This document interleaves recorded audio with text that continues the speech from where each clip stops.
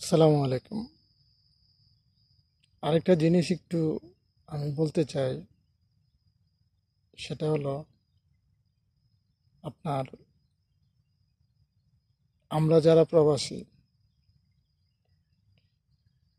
আমাদের উপরে যারা নির্ভরশীল, আমাদের মা বাবা, আত্মীয় স্বজন, পাড়া প্রতিবেশী।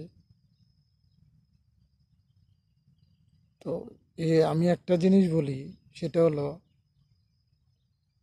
আপনি আপনার প্রবাসী হাজব্যান্ড, আপনার ভাই, আপনার ছোট ভাই, বড় ভাই, আপনার ছেলে, তো যিনি প্রবাসী হয়েছে ওনার সাথে সব প্রেশার দিয়েন না ওনাকে। কারণ ওনাকে যদি আপনারা আপনার পুরোপুরি প্রেশারটা দেন, এই বেচারা আপনাদের টেনশনে সে খেতে পারবে না, সে ঘুমাতে পারবে না। তো সে যদি ঘুমাতে না পারে, সে যদি এখানে খাবার দাবার না খেতে পারে, তাহলে পরের দিন সে ডিউটি যাওয়ার জন্য প্রস্তুত হবে কীভাবে? এবং আপনাকে আপনারা তারা যদি প্রেশারের উপর রাখেন, তাহলে মানসিকভাবে সে ভেঙে পড়বে। আর ভেঙে পড়ার পরে সে এখানে অসুস্থ হবে, আর সে টাকা না পাঠানোর কারণে আপনারা ওই দিক দিয়ে অস্বস্তির মধ্যে পড়বেন। এই জন্য আমি একটা জিনিস আপনাদেরকে বলবো, যারা প্রবাসী, যাদের আত্মীয় স্বজন আছে, তাদের সাথে আপনারা যখনই কোনো বিষয়ে কথা বলবেন, আগে ওনাদের অবস্থানটা জানবেন, যে আসলে ওনারা কোন অবস্থানে আছে, ওনাদের মানসিকতা ভালো না খারাপ, ওইটা চিন্তা ভাবনা করে ওনাদের সাথে কথা বলবেন। কারণ ওনারা বিদেশে আসছে কিন্তু ওনাদের জন্য না, ওনারা একটা পরিবারের জন্য আসছে। তো ওই পরিবারের লোকগুলোরও উচিত ওনার নিয়ে ভাবা, যে আসলে আমরা ওনাকে যদি বেশি প্রেশার দিই, এই লোকটা কোথায় যাবে, কার কাছে যে তার দুঃখটা বলবে, কার কাছে যে তার কষ্টটা বলবে। আরেকজন প্রবাসী কখনোই তার পরিবারকে ছোট করে সে কথা বলে না।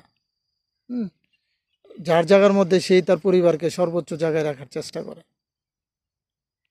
তো এই জন্য আমি বলবো, কারণ আমি যতটুকু যা দেখছি আমার জীবনের অভিজ্ঞতা থেকে, যে পরিবারের প্রেসারেই অনেক লোক আপনার প্রবাসে অসুস্থ হয়ে যায়, এবং তারা মানসিকভাবে আনফিট হয়ে যায়।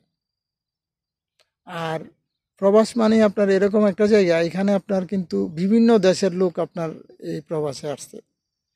এখানে আপনাকে কম্পিটিশন করে কাজ করতে হবে। আপনি এখানে আপনাকে যারা এই বিভিন্ন সংস্থার মালিক, বিভিন্ন কোম্পানির মালিক, তারা কিন্তু চায় কাজ।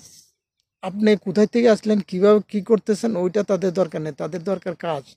আর এই কাজটা যে ফাস্ট ফাস্ট করতে পারবে, ওই লোকেরই কিন্তু ওই কোম্পানিতে মূল্যায়ন থাকে। তো এখন আপনি যদি তাকে বিভিন্ন প্রেসারে যদি জর্জরিত করেন একজন প্রবাসীকে, আহ, আহ, তার পুরা পরিবারের চিন্তা যদি তার মাথায় দিয়ে দেন, সেই লোকটা কিন্তু ডেফিনেটলি সে মানসিকভাবে অসুস্থ হয়ে যাবে। তো আমার যে কথা সেটা হলো যে আপনারা, জানি আপনাদের অনেক কষ্ট, কারণ আপনিও তো ওই যিনি আসছে ওনার উপরে নির্ভরশীল হয়ে আপনি আপনার পরিবারকে প্রতিনিধিত্ব করতে হয়। তারপরেও আপনাকে বুঝ দেওয়ার মতো বহুত লোক বাংলাদেশে আছে, আপনার আত্মীয় স্বজন আছে, হোয়াট এভার, আপনি কোনো না কোনোভাবে আপনি বাংলাদেশের মধ্যে আপনার দুঃখটা কেউ না কেউ মোচন করবে। কিন্তু যে লোকটা প্রবাসে আসছে, উনি উনি আর ওনার আল্লাহ ছাড়া তো ওনাকে এখানে আর কেউ হেল্প করার নাই, কেউ নাই। হুম। তো এই জিনিসগুলো আপনারা মাথায় রেখে একজন প্রবাসীর সাথে আপনারা কথা বলবেন। এবং সবসময় আমাদের উচিতই একজনকে আরেকজনকে সম্মান দিয়ে কথা বলা উচিত।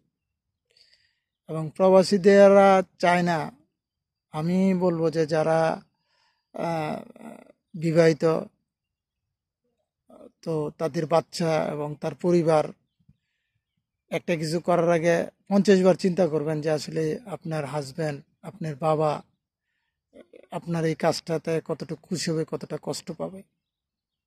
ওই জিনিসগুলো ভাইবে আপনি আপনার কাজটা করবেন। আপনি এমন কোনো কাজ করবেন না যে কাজে আপনার বাবা কষ্ট পাবে, আপনার মা কষ্ট পাবে।